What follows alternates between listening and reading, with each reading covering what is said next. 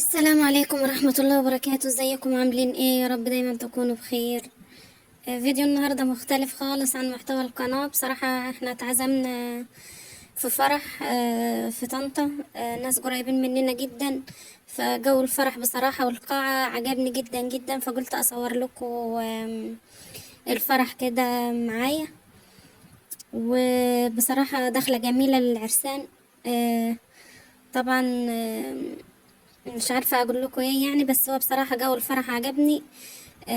فقلت اصور لكم معايا كده. اتمنى ان الفيديو يعجبكم، ولو عجبكم الفيديو ما تنسوش تشتركوا في القناة وتفعلوا زر الجرس وتضغطوا لايك للفيديو علشان يصلكم كل جديد.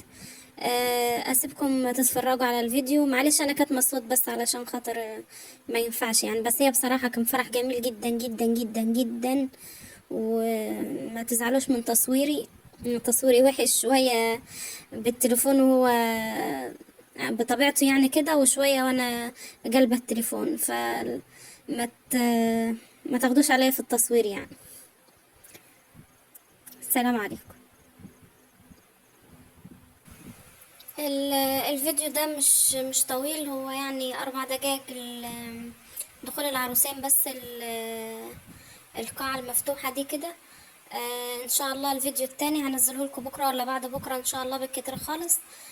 تكملة الفرح يعني.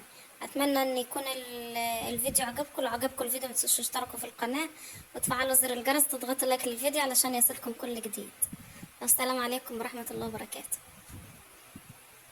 هنا جوز يا جماعة كان بيشاور يعني، هو وصاحب الفرح يعني. ربنا يا رب يمتعهم بالصحة والعافية، ودايما كده من فرح الفرح كده دايما يا رب، احنا وكل المشاهدين يا رب.